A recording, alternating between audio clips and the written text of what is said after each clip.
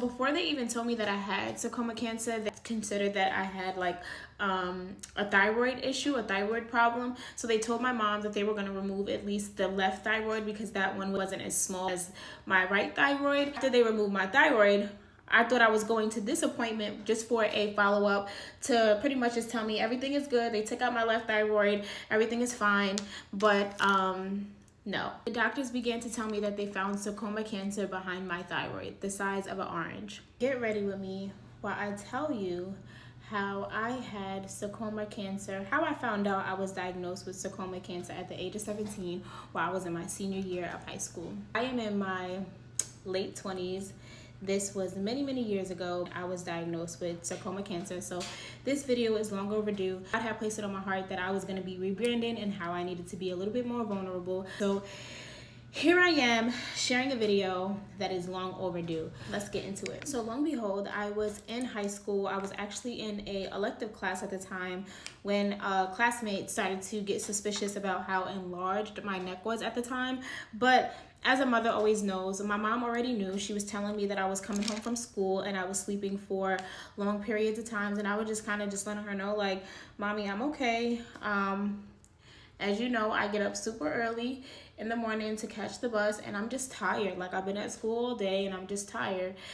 So for a while, my mom just kept monitoring me, making sure that I was doing okay. So while I'm in this elective class, he points out how enlarged my neck was. It looked really swollen, and I actually never paid attention to it until this day. But he pointed out how enlarged my neck was, and I was just telling him, like, around this time, this is when Juicy Couture was popping. So like, I was wearing a Juicy Couture necklace, and I was like, oh, I probably just had an allergic reaction to fake jewelry because I can't really wear fake jewelry like that. But I was wearing it. Once that classmate told me that, I then went home and told my mom. So my mom noticed it, and she was already saying, like, I already knew something was off about you. Like, you were sleeping a lot more than normal. I'll go set up a doctor's appointment. And so she did. At the time of this appointment, they were just doing scans. My mom told them what she had saw and what she had heard. So she just wanted them to do scans. And so they did the scans, and they followed up with my mom, I guess, a couple days after that. Next time that I go to the doctor, which is, I guess, they had already called my mom and told my mom what the results were. And so when we go back to the doctors, my older sister, she meets us there. And so now I'm kind of nervous because I think it's like my mom, my sister, 2 other doctors, and the person that kind of like gave my mom the diagnosis. So I can't remember everything that the lady had told me, but she was just like, I want to tell you something, and I don't want to scare you, but I want you to know that everything is going to be okay, and we're going to do whatever we can to help you. And so I look at my mom and I look at my sister, and I'm getting a little nervous. And so they then say, you have been diagnosed with sarcoma cancer. So I immediately look at my mom, and my eyes are like huge because I'm like, what?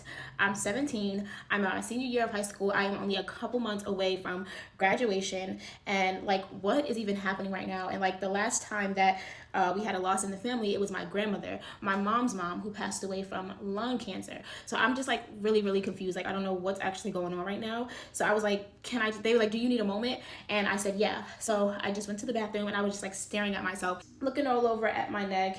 And I just couldn't believe what I was experiencing. And my sister came, my older sister, and she was like, are you okay? Wow, I tell this story all the time and I never cry. Oh man. So she's like, are you okay? And I was like, yeah, I'm like, well, actually, I told her, I was like, no. I was like, I cannot believe this. Like, what's actually happening? And all my sister said was like, I know. And she just embraced me and just encouraged me and let me know, like, everything was going to be okay. I was just, like, worried about, like, school. Like, how am I going to get through school? Like, I didn't know if I was going to go through chemotherapy, lose my hair, like, all the things, like, am I even gonna have a normal life after this? Like, what even is sarcoma cancer, right? So my sister's like, let's pull it together. Like, let's go back in there and see what options they're giving you and see where we're gonna go from there. We get back into the room. And they're telling me, like, sarcoma cancer is like a rare a rare disease. Like, I am 1 out of 1 trillion people in the US who have it, and the only way to get rid of the cancer cells is microscopic. So pretty much my body forms these cancer cells. So they're going to use a microscope, go down and take out whatever they believe looks cancerous to them. And so I'm still like in awe, like out of all 1 out of 1 trillion in the US. At this point, I'm like, God, out of all people, why me? And so they were just telling us like they want to go ahead and move forward with surgery immediately. Mom had paused and she's like, I think that's enough for one day. Like, we're gonna let her go home and process this. And like, I guess we're driving home. I don't pretty much really remember what happened after that. But long after that, my mom made sure that she scheduled the appointments. And honestly, I have so much like grace for my mom. Like, I am the middle child out of 5 siblings, and my mom, she really held it down. She stayed home from work. Like, she even like asked her job if she can work from home. They agreed to her working from home. But that's it for part 1. So yeah, part 1.